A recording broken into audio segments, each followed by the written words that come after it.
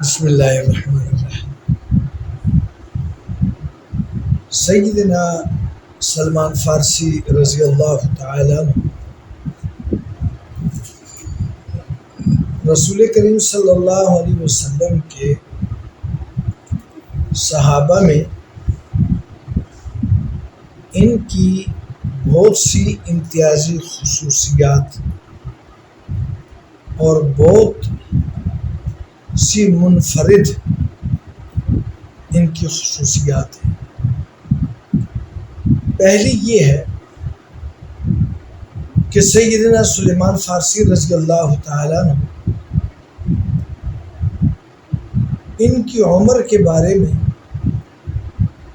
عمومی روایات 250 سال کی ہیں کہ ان کی عمر مبارک 250 سال تھی۔ علامہ ابن حجر رحمۃ اللہ علیہ نے ان کی عمر 180 سال کی بتلائی ہے۔ حضرت نبی کریم صلی اللہ علیہ وسلم ہجرت فرما کر قباء کے اندر آپ نے قیام فرمایا، مسجد قباء، اور ادھر حضرت سلیمان فارسی رضی اللہ تعالیٰ عنہ جو پہلے طویل عرصہ تک مجوسی رہے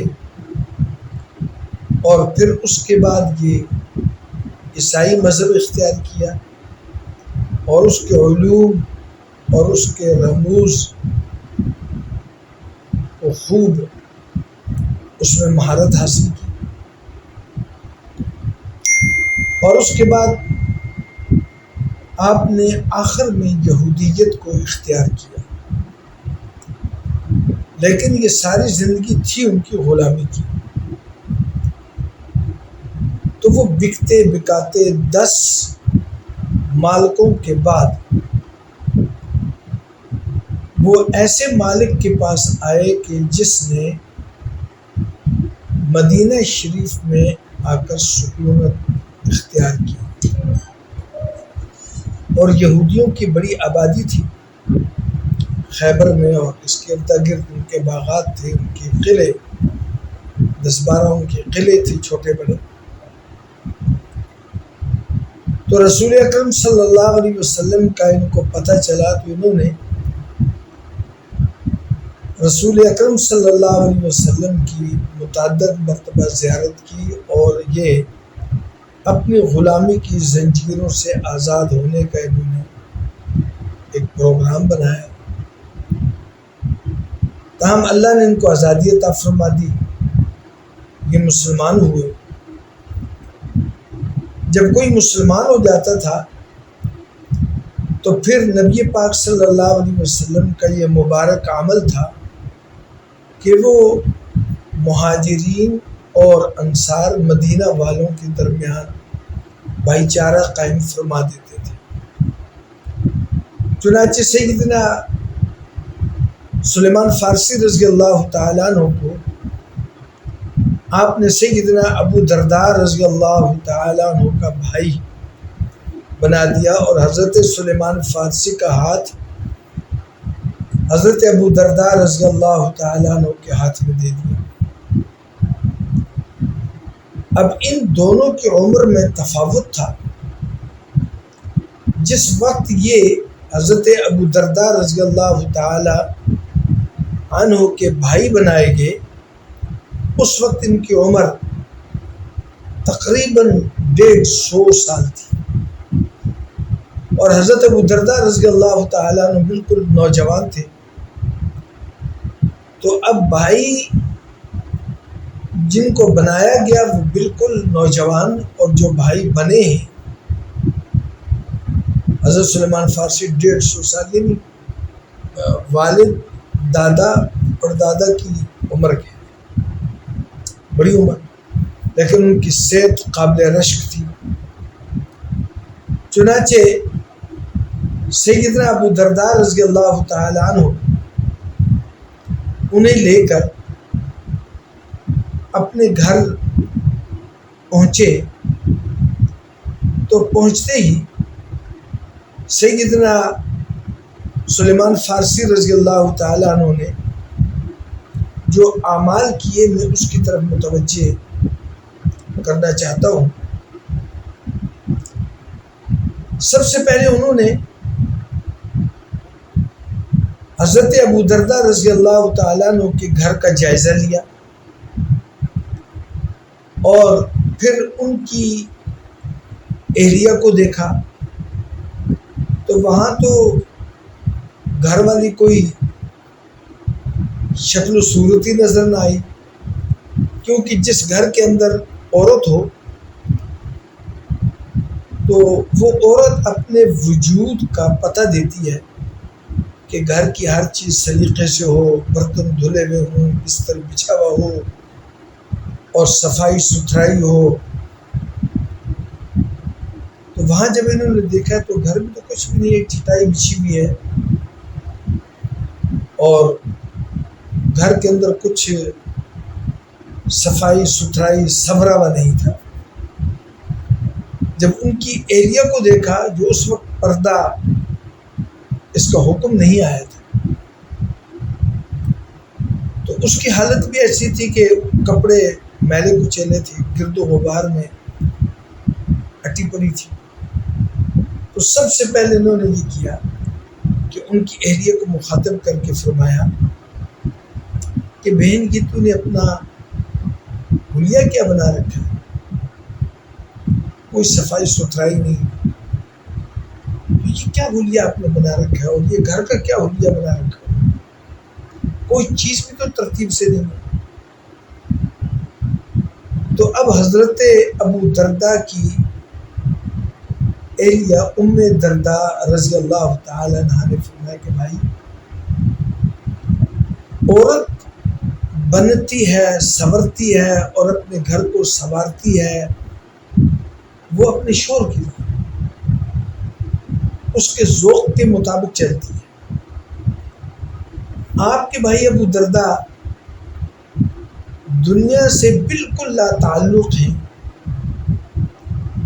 اور ان کو بالکل اس طرف توجہ ہی نہیں ہے، تو لہٰذا میں بند صبر کر رہوں یا اپنے گھر کو سنواروں تو کس کے لیے سنواروں؟ جب وہ گزارا کر رہے ہیں تو میں بھی اسی طریقے سے گزارا کر رہی ہوں۔ دوپہر کا وقت ہوا تو سیدنا ابو درداء رضی اللہ تعالیٰ عنہ نے دسترخوان بچھایا اور اس پر کھانا چنا، اور اس کے بعد حضرت سلیمان فارسی رضی اللہ تعالیٰ عنہ سے فرمایا کہ جی تشریف لائیں، کھانا تناول فرمائیں۔ تو حضرت سیدنا سلیمان فارسی رضی اللہ تعالیٰ نے فرمایا کہ آپ کی تشریف رکھیں، میرے ساتھ کھانا کھائیں۔ انہوں نے کہا کہ بھائی میرا تو روزہ ہے، میں تو روزہ رکھتا ہوں۔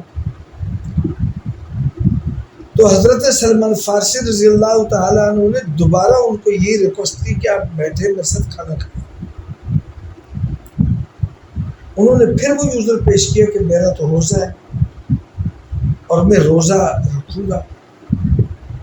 تیسری مرتبہ سیدنا سلمان فارسی رضی اللہ تعالیٰ نے فرمایا کہ یا تو بیٹھ کر میرے ساتھ کھانا کھاؤ اور اگر نہیں تو اس دسترخوان کو اٹھا دو۔ تو انہیں مجبوراً بیٹھ کر ساتھ کھانا کھانا پڑا اور روزہ توڑنا پڑا۔ اب یہ دوپہر کا معاملہ ختم ہوا، رات آئی۔ اب عشاء کی نماز پڑھنے کے بعد حضرت ابو درداء رضی اللہ تعالیٰ عنہ نے ان کے لیے بستر بچھایا اور بستر بچھانے کے بعد فرمایا کہ بھائی جان آپ یہاں آرام فرمائیں۔ تو سیدنا سلیمان فارسی رضی اللہ تعالیٰ عنہ نے فرمایا کہ آپ کا بستر کہاں ہے؟ تو انہوں نے کہا کہ میں تو رات کو نوافل پڑھوں گا، میں تو رات کو سونے کا معمول ہی نہیں ہے۔ انہوں نے فرمایا کہ یہاں میرے ساتھ بستر بچھاؤ اور سو جاؤ۔ انہوں نے فرمایا کہ بھائی جان میرے معمولات ہیں یہ۔ تو سیدنا سلمان فارسی رضی اللہ تعالیٰ عنہ کی آواز کے اندر تھوڑی تلخی آ گئی اور انہوں نے فرمایا کہ ادھر بستر بچھاؤ اور میرے ساتھ سو جاؤ، یہاں میرے قریب سو۔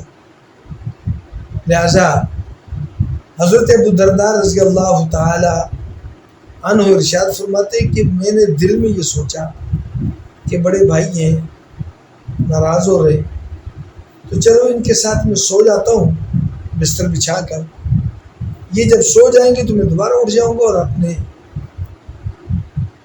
عمل میں لگ جاؤں گا۔ تو لہٰذا انہوں نے اپنا بھی بستر قریب بچھایا اور سو گئے۔ گھنٹہ ڈیڑھ گھنٹہ ابھی سوئے تھے تو انہوں نے جب یہ محسوس کیا کہ سیدنا سلمان فارسی رضی اللہ تعالیٰ عنہ اب گہری نیند میں چلے گئے، تو وہ چپکے سے اٹھے۔ تو ابھی اٹھے ہی تھے کہ حضرت سلمان فارسی رضی اللہ تعالیٰ عنہ کی آنکھ کھل گئی اور انہوں نے فرمایا کہ ہاں بھائی کہاں اٹھ کے جا رہے ہو، سو جاؤ آرام سے۔ پھر دوبارہ سو گئے۔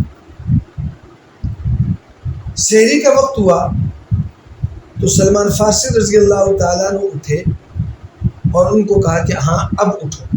اٹھایا، دونوں نے وضو کیا، تہجد کی نماز پڑھی،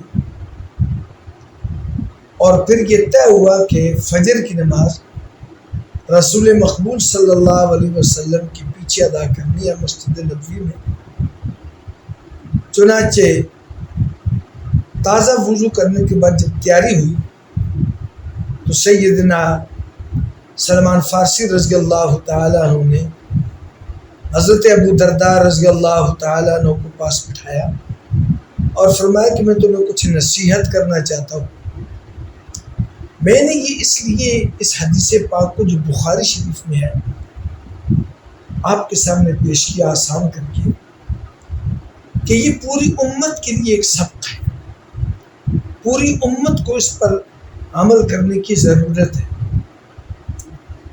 تو سیدنا ابو درداء رضی اللہ تعالیٰ عنہ کو بٹھا کر ارشاد فرمایا، ان لربک علیک حقا وان لنفسک علیک حقا ولزوجک علیک حقا ولزورک علیک حقا فاعط ذی کل حق حقا۔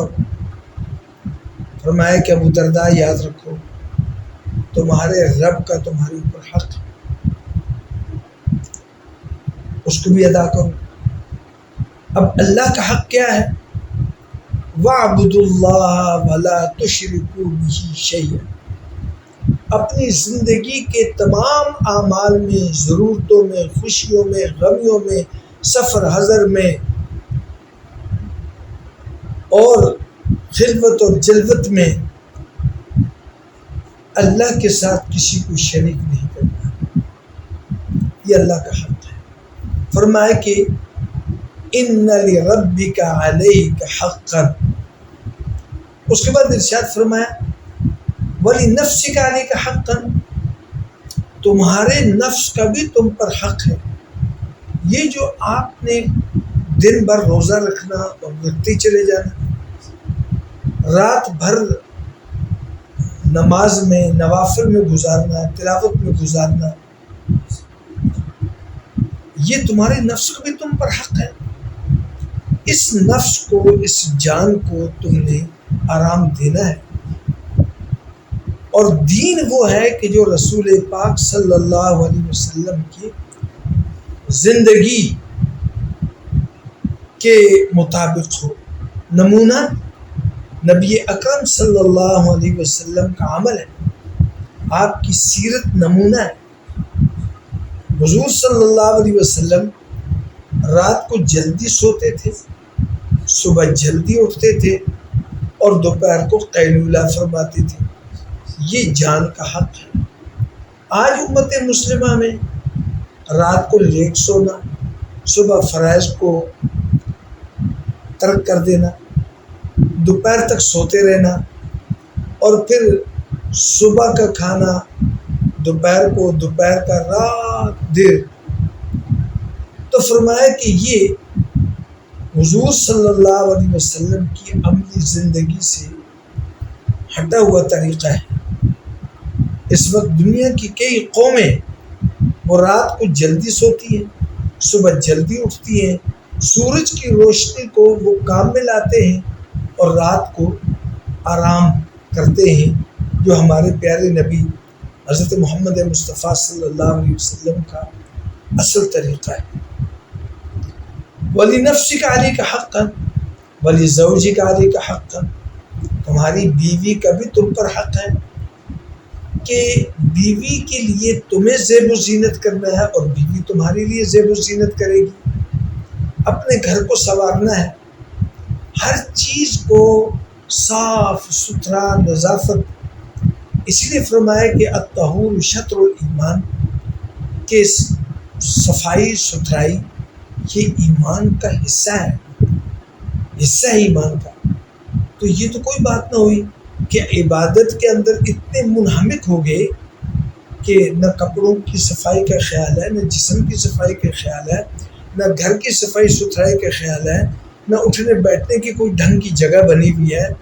تو فرمایا کہ یہ تو تمہاری بیوی کا بھی تو تم پر حق ہے، اس پر توجہ دو، اس کو بھی وقت دو۔ اس کے بعد تیسری چیز میں نے ارشاد فرمائی وَلِزُورِكَ عَلَيْكَ حَقٌّ، تمہارے مہمان کا بھی تم پر حق ہے۔ مہمان کا بھی حق ہے کہ مہمان کے لیے اچھی جگہ بناؤ اور اس کا اکرام کرو۔ آگے ارشاد فرمایا فَأَعْطِ كُلَّ حَقٍّ حَقَّهُ فَأَعْطِ كُلَّ ذِي حَقٍّ حَقَّهُ، کہ ہر حقدار کو جو اس کا حق بنتا ہے اس کو ادا کرو۔ یہ اسلام ہے، یہ ہمیں تعلیم ہے۔ آج ہم اس تناظر میں دیکھیں کہ ہم کیا اللہ کا حق اور اپنے گھر والوں کا حق، اپنی جان کا حق، اپنے پڑوسیوں کا حق ہم ادا کر رہے ہیں یا اس میں ہم کوتاہی کے مرتکب ہیں؟ اگر ہم کوتاہی کی مرتکب ہیں تو اس کی تلافی ہمیں کرنی ہوگی، اگر نہیں کریں گے تو اس کی پکڑ ہوگی ہماری۔